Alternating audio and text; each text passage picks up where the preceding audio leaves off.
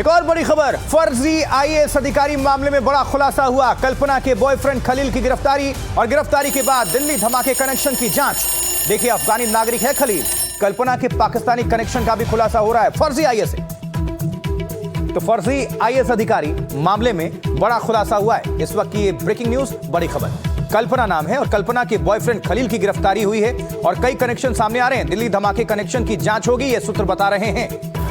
और अफगानी नागरिक है खलील, किस तरह से विदेशी कनेक्शन है इस मामले को लेकर ये भी है। और देखिए, कल्पना के पास पाकिस्तानी नंबर मिले हैं, ये सूत्रों के मुताबिक। ये फर्जी आईएएस अधिकारी दावा करती थी कि आईएएस है फर्जी, और इसका बॉयफ्रेंड है वो, जिसका नाम है खलील। देखिए,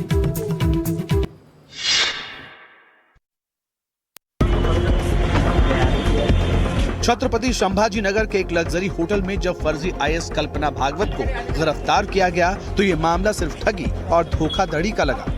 लेकिन जब इस खेल के तार दिल्ली से जुड़े और अभिषेक के साथ अशरफ खलील को गिरफ्तार किया गया तो इसके कनेक्शन सीमा के पार तक निकल आए। कल्पना के साथ इस फर्जीवाड़े का साझेदार अभिषेक खुद को गृह मंत्रालय में ओएसडी बताता था। कल्पना खुद को कलेक्टर बताती थी और रौब जमाकर ठगी का काम करती थी।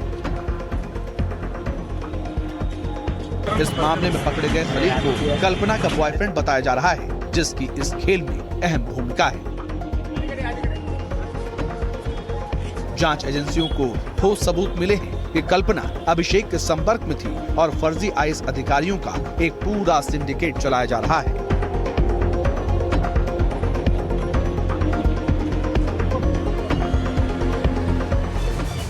तो अब चुनाव में क्या चल रहा है, राजनीतिक हलचल क्या है, तो आपको सियासत से जुड़ी 4 बड़ी खबरें इस वक्त पहुंचा देते हैं आज के। देखिए,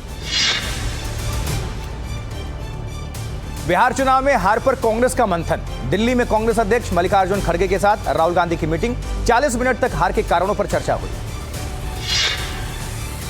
दिसंबर में हो सकता है नीतीश मंत्रिमंडल का विस्तार, जेडीयू कोटे के 6 मंत्री पद भरने की तैयारी, कुशवाहा और अति पिछड़े वर्ग से बनाए जा सकते हैं मंत्री। वोटर रिवीजन को लेकर यूपी में पोस्टर वॉर शुरू, समाजवादी पार्टी ने कई जगह लगाई होर्डिंग, योगी का साफ संदेश, घुसपैठियों को नहीं छोड़ेंगे। दिल्ली बीजेपी अध्यक्ष वीरेंद्र सचदेवा ने दावा किया है कि एमसीडी उपचुनाव में बीजेपी को जीत मिलेगी, क्योंकि बीजेपी सरकार दिल्ली में विकास का कार्य कर रही है।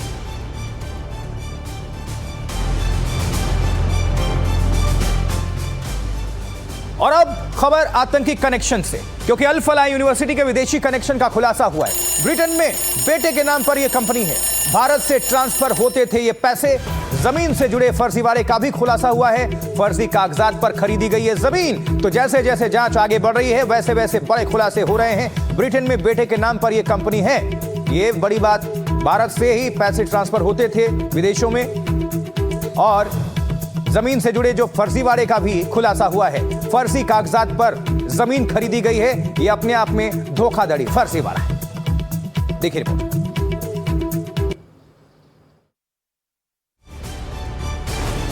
9 शेल कंपनियां, अरब मुल्कों से डोनेशन और अब अल फलाह का विदेशी कनेक्शन भी आ गया है। एनआईए ने अब तक जो दस्तावेज खंगाले हैं, उसके बाद यूनिवर्सिटी का ब्रिटेन कनेक्शन भी सामने आया है।